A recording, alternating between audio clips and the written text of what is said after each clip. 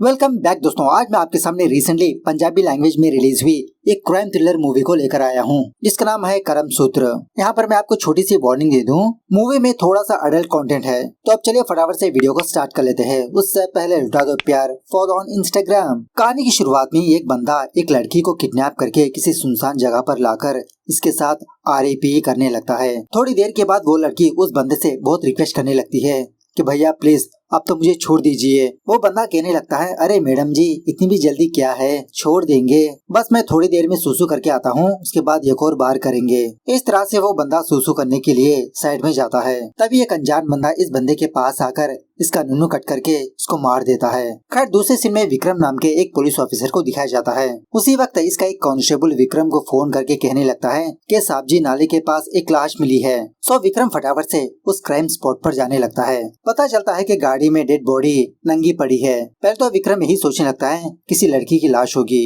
लेकिन गाड़ी में तो एक बंदे की लाश होती है। और एक और बात यह है कि उस बंदे का आरएपी करके हत्यारे ने इसकी जी में गोली मार के मार दिया। दूसरे सीन में एक कचरे वाले को किसी कूड़ादान में एक लड़की की लाश नजर आती है। उसके बाद क्या था, वहाँ के लोग पुलिस वालों को इन्फॉर्म करने पर पुलिस वाले फटाफट से उस क्राइम स्पॉट पर जाने लगते हैं। विक्रम चेक करने पर यह बात पता चलती है कि किसी ने इस लड़की के माथे पर गोली मार के मार दिया। अपने कांस्टेबल को बोलकर डेड बॉडी को पोस्टमार्टम के लिए भिजवा देता है। और उसी तरह क्राइम सीन पर पुलिस वालों को एक भी सबूत नहीं मिला होता। उसके बाद विक्रम अपनी ड्यूटी खत्म करके वापस अपने घर पर आकर बस ऐसे ही थोड़ा रिलैक्स करने लगता है। तभी टीवी पर यह न्यूज चलने लगती है कि एक ही दिन में 2 मर्डर्स हुए, लेकिन शॉकिंगली पुलिस वालों को दूसरी जगह पर एक और डेड बॉडी मिली और वो डेड बॉडी एक पुलिस वाले की है। यह खबर सुनने के बाद विक्रम के तो होश ही उड़ जाते हैं कि एक ही दिन में 3 मर्डर्स, उसमें से एक पुलिस वाले की है। खैर दूसरी रात एक बहुत बड़े बंगलों को दिखाया जाता है। उस बंगलों के वॉचमैन को कुछ आवाजें सुनाई देने लगती है, जिसकी वजह से ये वॉचमैन घबराते हुए उस बंगलों की चेकिंग करते रहता है।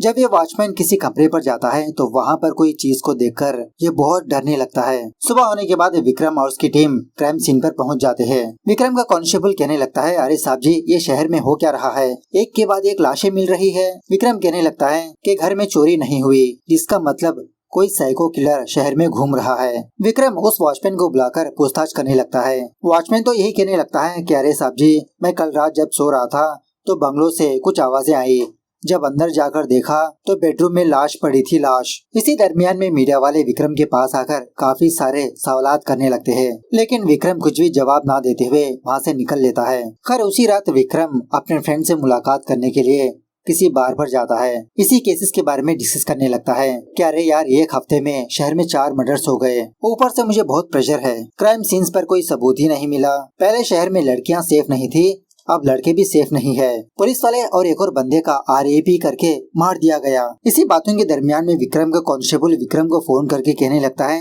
कि साहब जी मैंने इसको पकड़ लिया, आप फटाफट से आ जाइए। विक्रम फटाफट से दोबारा उस बंगलों के पास जाता है। कांस्टेबल विक्रम से कहने लगता है कि ये देखिए साहब जी इसके कमरे में कैसी कैसी गंदी फोटोज लगी है। यह सुनने के बाद विक्रम अपने कांस्टेबल को हल्के से डांटने लगता है। दूसरे सीन में ईशा नाम की एक लड़की को दिखाया जाता है जो अपने गांव से चंडीगढ़ आती है। शहर में नई होने की वजह से ये ईशा बहुत घबराती रहती है। उसी वक्त बस स्टॉप पर इसकी फ्रेंड शालू आती है गाड़ी लेकर ईशा को पिक करने के लिए। रास्ते के दरमियान में शालू पूछने लगती है कि बहुत सालों के बाद तुमको मेरी याद आई। ईशा कहने लगती है कि घर के हालात तो कुछ ठीक नहीं, तो शहर में मुझे एक जॉब चाहिए यार। उसके बाद शालू ईशा को अपने रूम पर ले जाती है। इस घर में ऑलरेडी 4 लड़कियां रहती है, अब ईशा आ गई है टोटली 5 लड़कियां। अब ईशा तो जर्नी करके आई होती है, थक कर वो सोती रहती है।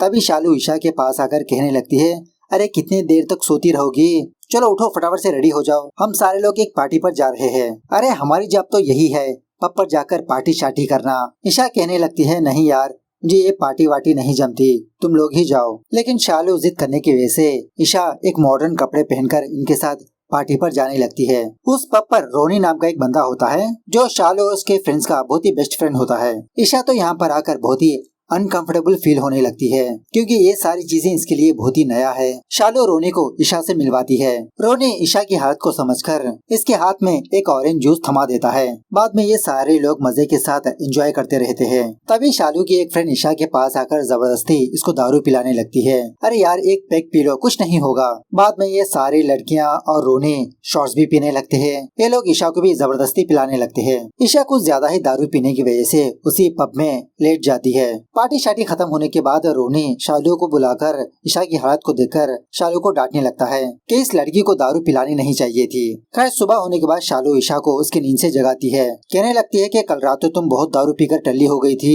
शुक्र है रोनी का कि उसने तुमको उठाकर इस कमरे पर लेकर आया और तुमने तो उसकी गाड़ी में वॉमिटिंग भी कर दिया। ईशा कहने लगती है कि पता नहीं मैंने कभी दारू ही नहीं पी। प्लीज शालू मुझे ऐसी जॉब नहीं चाहिए, कोई दूसरी जॉब ढूंढ लो ना मेरे लिए। शालू भी कहने लगती है ठीक है तुम फिक्र मत करो, मैं देखती हूँ कुछ। उसी शाम ईशा और शालू थोड़ा बाहर जाते हैं तो शालू ईशा को एक गुड न्यूज सुनाने लगती है कि मैंने तुम्हारे लिए एक जॉब ढूंढ ली, कल अपने सारे सर्टिफिकेट्स लेकर इंटरव्यू पर चले जाना। इस तरह से एड्रेस भी बताने लगती है। सो दूसरे दिन ईशा उसी तरह से एक ऑफिस पर जाती है इंटरव्यू देने के लिए, लेकिन शॉकिंगली वो ऑफिस वाले ईशा का बिना इंटरव्यू लिए इसको जॉब पर रख लेते हैं। रिसेप्शनिस्ट कहने लगती है कि आपका रेफरेंस ही तगड़ा है इसलिए आपको जल्द ही जॉब मिल गई। ईशा तो बहुत खुश होने लगती है, सोचने लगती है अरे वाह यार, शालू की पहुंच इतनी दूर तक है, बस उसका नाम लेते ही जॉब मिल गई मुझे। उस ऑफिस से बाहर आकर जब ईशा रिक्शा का इंतजार कर रही होती है तो तभी उसी रास्ते से रोनी गुजरते हुए ईशा को देखकर अपने पास बुलाने लगता है।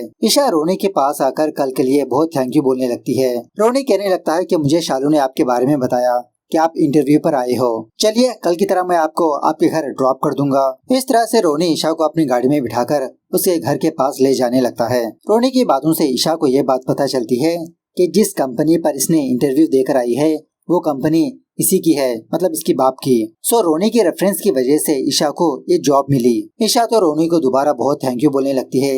इसी खुशी के मौके पर रोनी ईशा को चॉकलेट्स देने लगता है। ईशा कहने लगती है कि मैंने सोचा नहीं था कि मुझे इतना जल्दी जॉब मिल जाएगी, पता नहीं यहाँ पर आकर मैं कितने धक्के खाऊंगी, लेकिन शालू और आपकी वजह से मेरी जिंदगी बहुत ही आसान बन गई। अब इसी बातों में ईशा सडनली बेहोश हो जाती है।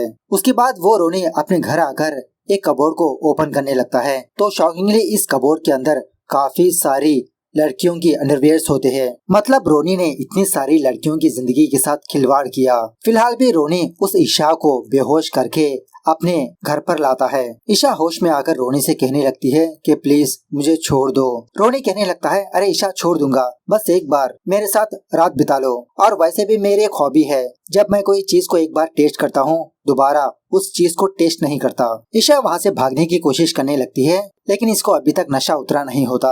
रोनी ईशा को बहुत मार पीट कर दोबारा इसके बेडरूम में लाता है और ईशा से ये भी कहने लगता है कि मैंने शालू को पैसे दिया तुम्हें मनवाने के लिए, लेकिन लगता है अब मुझे ही तुम्हारे साथ कुछ करना पड़ेगा। इस तरह से ईशा को बहुत मार पीट कर जबरदस्ती इसके साथ आरएपी करने लगता है। दूसरी तरफ विक्रम का वो कांस्टेबल दोबारा उस वॉचमैन को लॉकअप में बंद करने लगता है कि मुझे तो सारा शक इसी पर है। विक्रम दोबारा इसको डांटने लगता है कि क्राइम सीन पर जो फिंगरप्रिंट्स पाए गए वो इससे मैच नहीं हो रहे, पता नहीं तुमको जॉब किसने दे दी। तभी फॉरेंसिक वाला बंदा विक्रम को फोन करके कहने लगता है कि सर अब तक शहर में जो मर्डर्स हुए वहाँ पर जो फिंगरप्रिंट्स पाए गए वो सब एक ही इंसान के हैं। यह सुनने के बाद विक्रम कहने लगता है कि जिसका मतलब मेरा शक सही निकला, उन सारे लोगों को कोई साइको किलर ही मार रहा है। दूसरी तरफ वो ईशा दर्द के मारे तड़पती रहती है, वहीं पर वो रोनी बहुत ड्रग्स लेकर रिलैक्स करते रहता है। इसी मौके का फायदा उठाकर ईशा अपने कपड़े शपड़े फटाफट से पहनकर वहाँ से निकल जाती है। मतलब किसी बस स्टॉप के पास आकर रिक्शा या बस का इंतजार करती रहती है और इसी तरह इसको समझ में भी नहीं आता